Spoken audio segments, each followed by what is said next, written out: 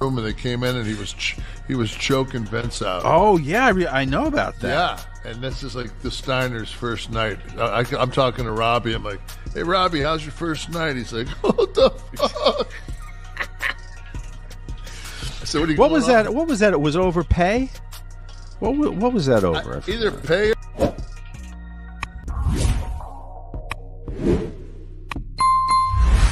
And I am the voice of the voiceless. That is undisputed.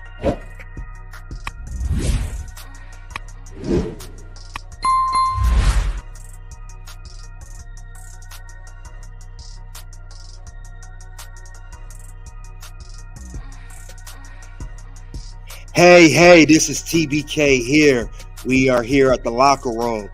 Got another good one for you guys today. We'll talk about when he held up his boss for higher salary.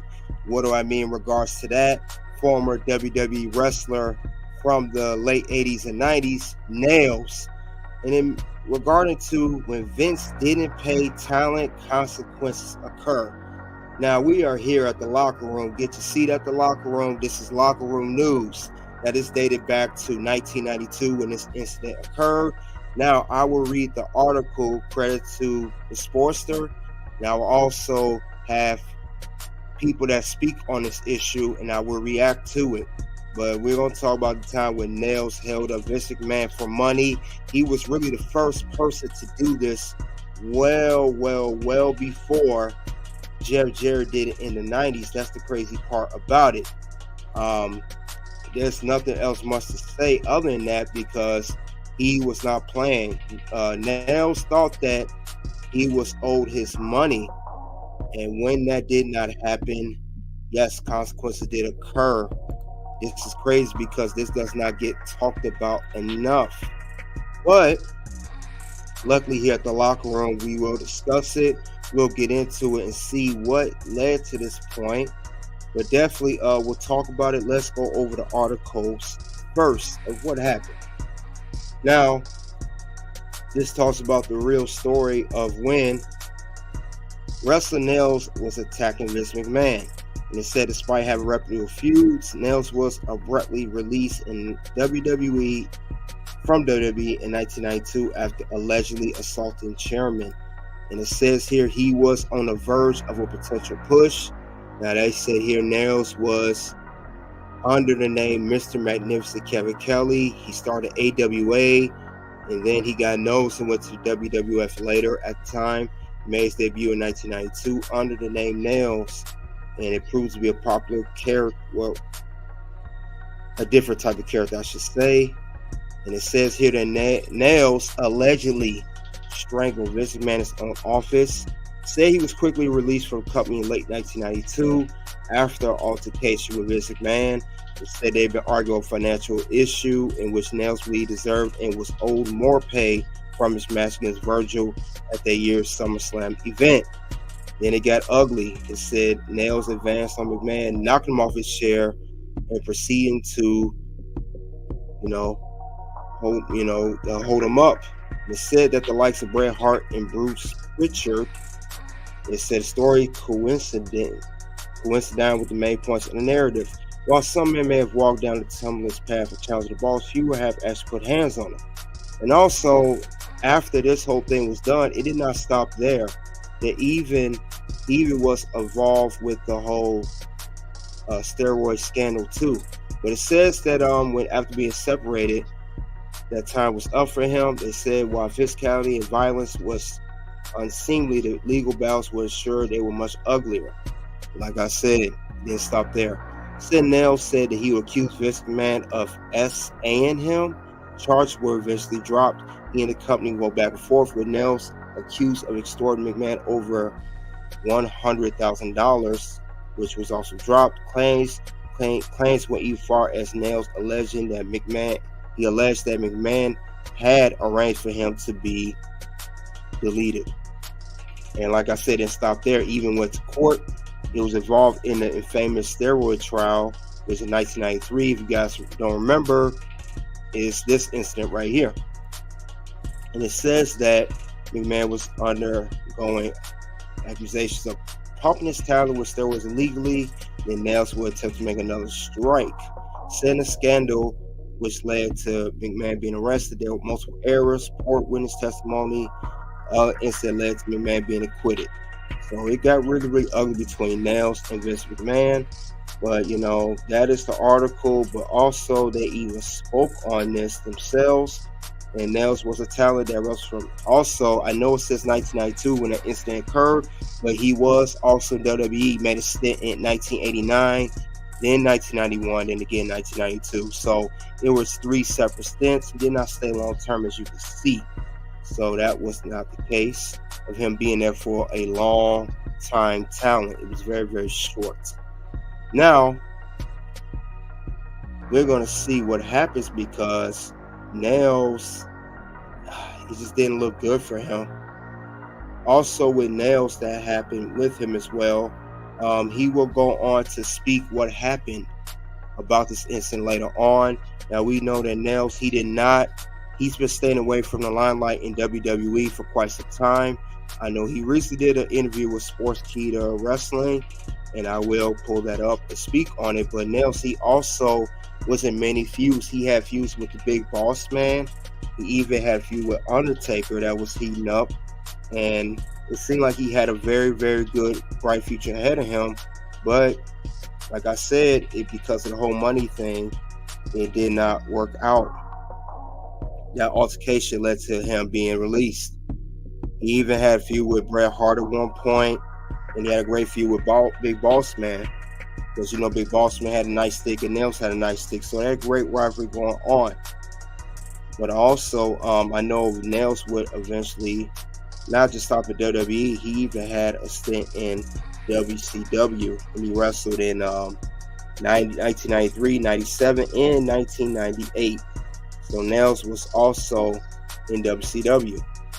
But like I said, it seemed like his stints are very short, because he made 2 different stints in this case. But during the stints, he didn't have nowhere near somewhat of the popularity that he did in WWE. But, at least he had to work for a while. But he was only, when he was there from 1997 to 1998, he was only there for 6 months.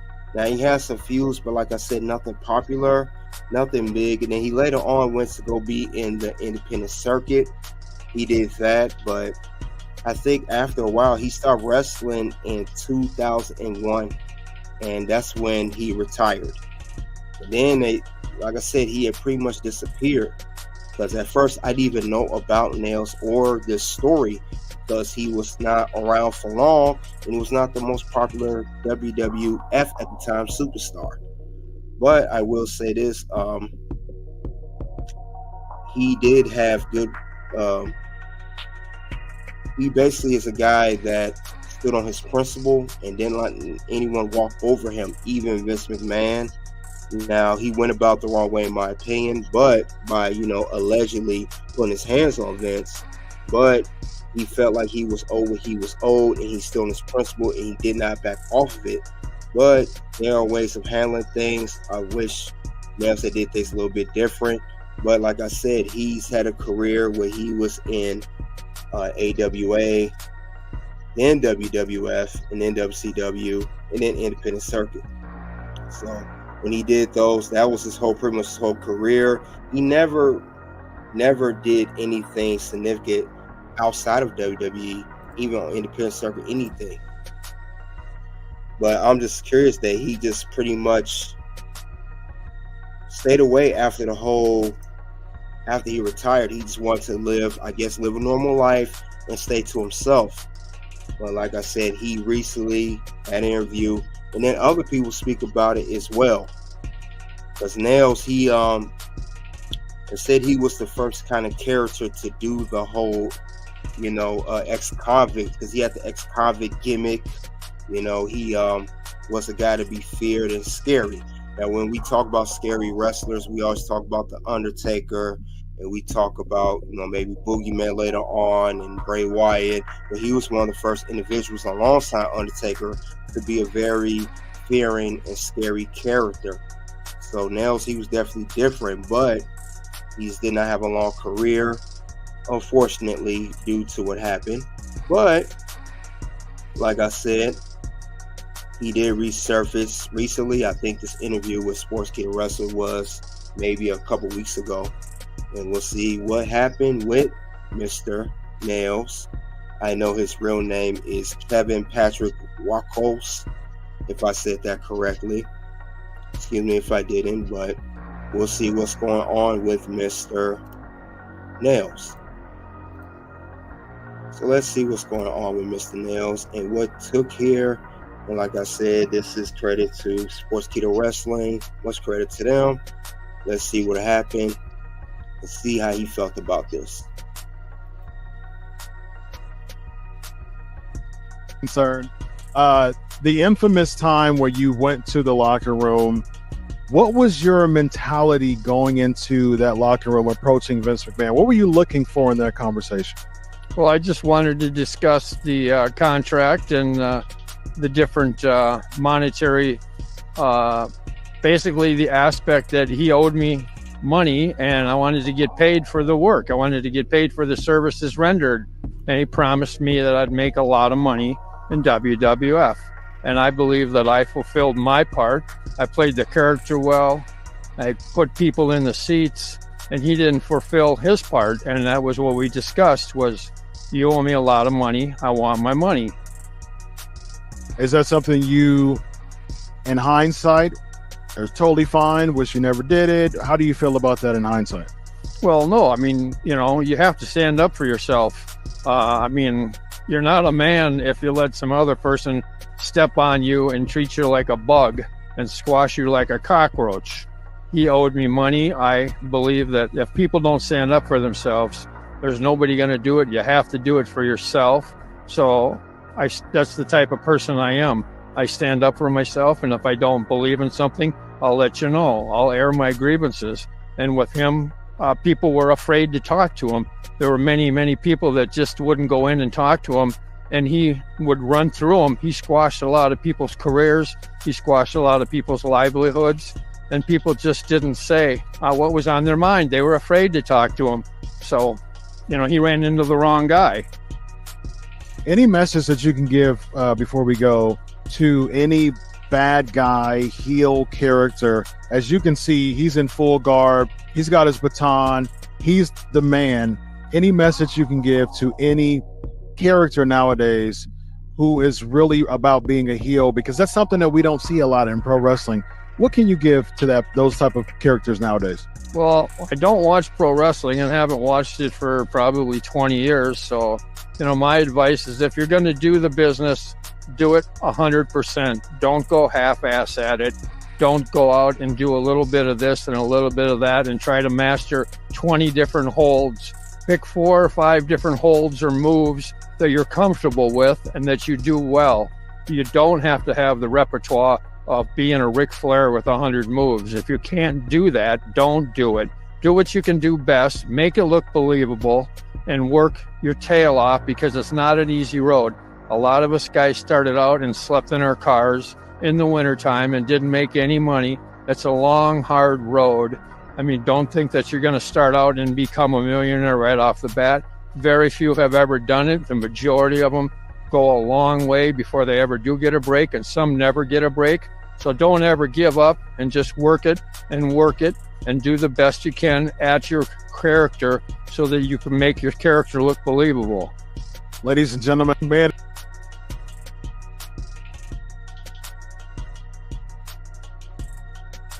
Now, that is Nailz when he spoke on what happened with Vince McMahon. This was a recent interview that he did. Now that, Nailz did speak on that part. Also, they're not the only ones to speak on it, but also Kevin Nash spoke on it as well recently on his podcast called Click This. I think it was some months back. So let's see what's going on. But we'll see what's going on. See what Kevin Nash had a quick clip to say about this too. Room and they came in and he was choking Vince out. Oh yeah, I know about that. Yeah, and this is like the Steiner's first night. I'm talking to Robbie. I'm like, hey, Robbie, how's your first night? He's like, what the fuck? I said, what was that? What was that? It was overpay. What was that over? Either pay or they you know, he was dirty and they took him on the smoke.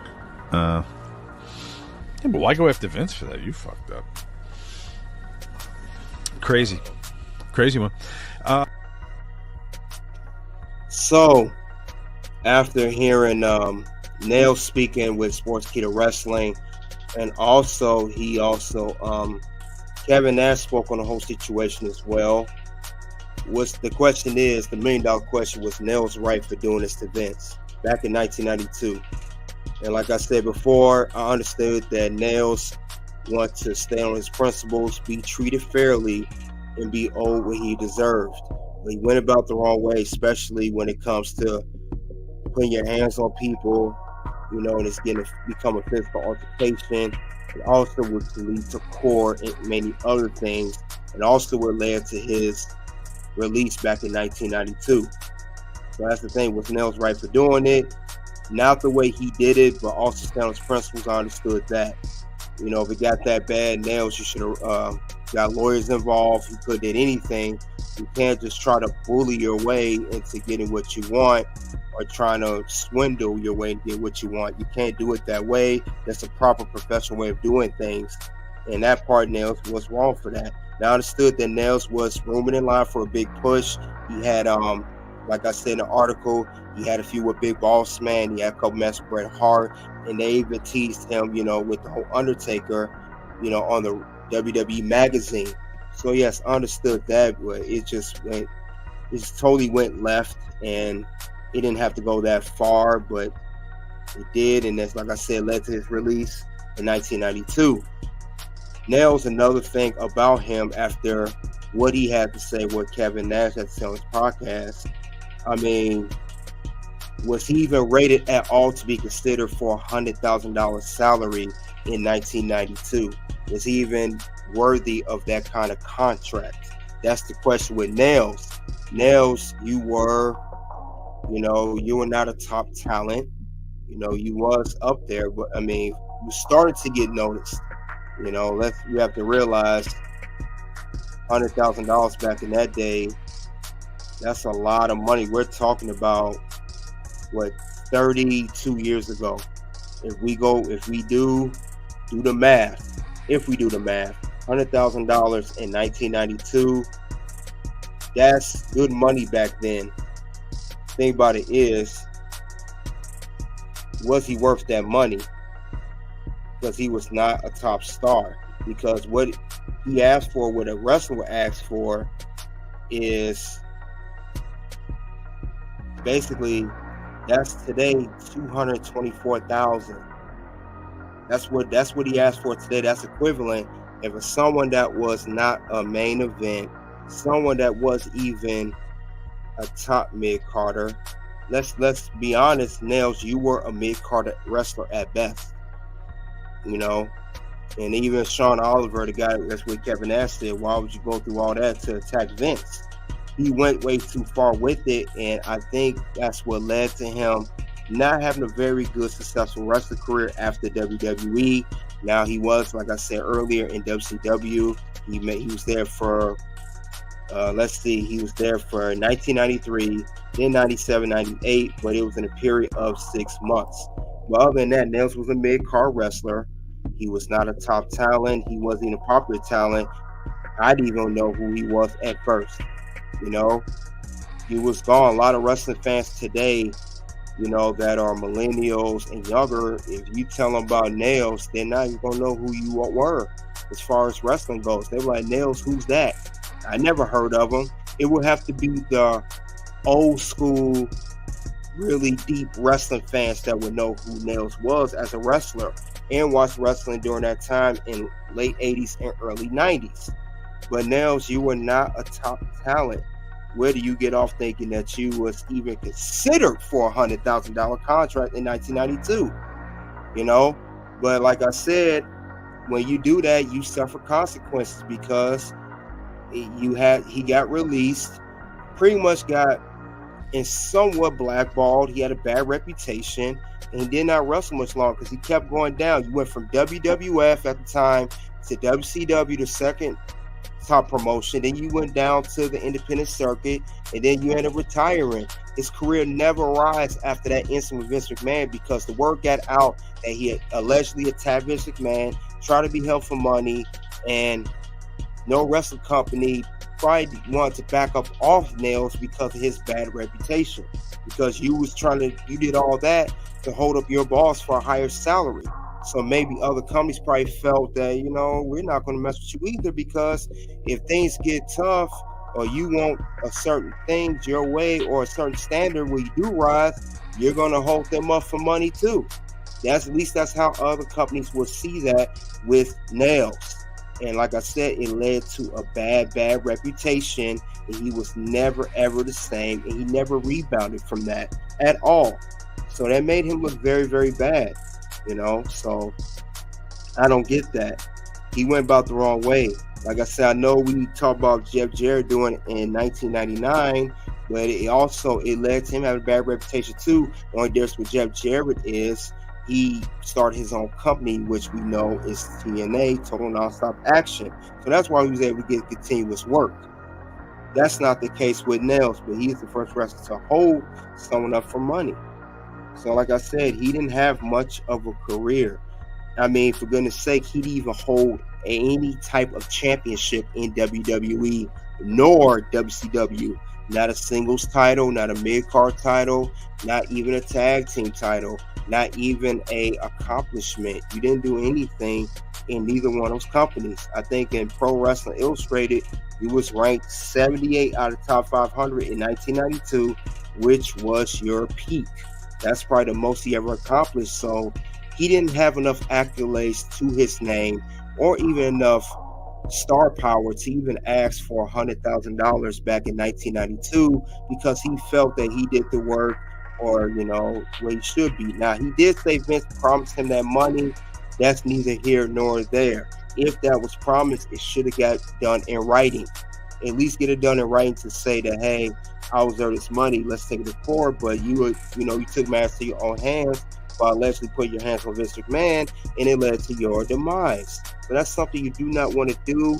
He should have got that in writing. He should have got a lawyer, anything. And maybe if he had done that, maybe legally better things that way, maybe we even got to this whole, incident where he had to allegedly put his hands on Vince. But I'm not saying that Vince is a saint or anything like that, but he did say another thing that was interesting that I did not know. One thing I read in the article, I don't know if it's true, this is alleged, but he did say that he was allegedly SA'd in 1992. Now, I did not know that he was allegedly SA'd, but they said the charge were later dropped. Now, the question is, was Nailz really allegedly SA'd, or he was just upset in the mood because of how he was treated? But he said that happened back in 1992. Now, with the allegations of Vince going on right now with Janelle Grant, and now that he's currently under federal investigation, there could be some truth to what Nailz said about the part of him being allegedly SA in 1992. Maybe he has been doing this for years, and maybe there is something that did allegedly happen with Nailz. We don't know that for sure. But this happened back in 1992, and fast forward to 2024 with the whole thing Janelle Grant, it may not be as shocking as people may claim it is, especially right now. So this is crazy, but this just highlights that, you can't do people wrong, and you can't go things about a certain way, whether you're treated, fairly or not. But it's just interesting that the whole Nailz being SA, that the charges were dropped. Did Vince McMahon pay Nailz off? Is that why? Who knows? Everything they have NDAs for everything. But I believe, this is my observation. I believe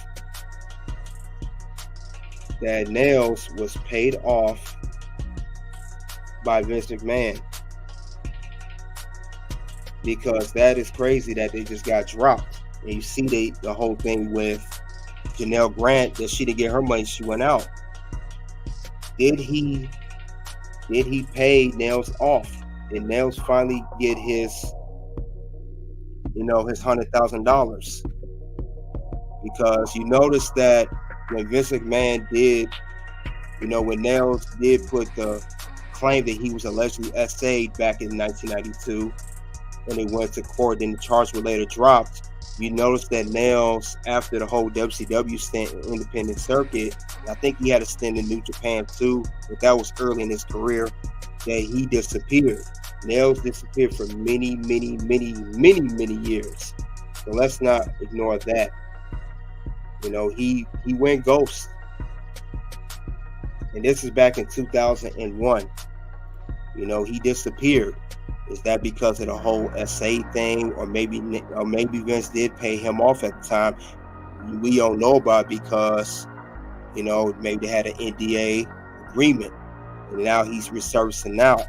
But the article did say from the Sportster that he was allegedly SA'd, and that's the thing.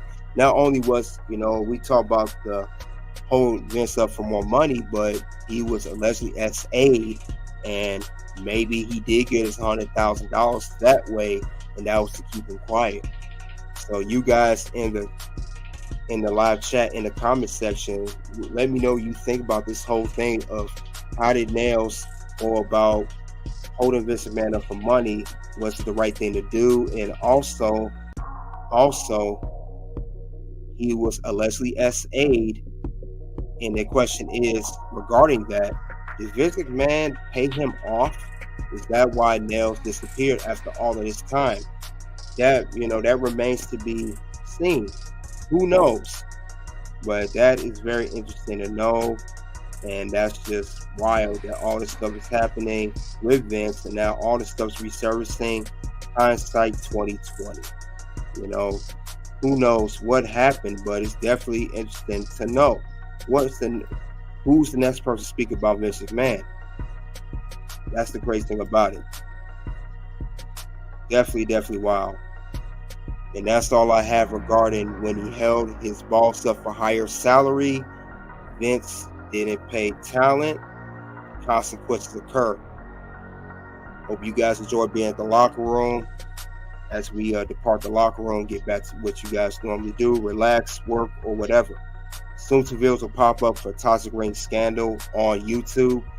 First video is her best championship reign of all time. Second video is, does this seem like a real center relationship? Until then, it is OU.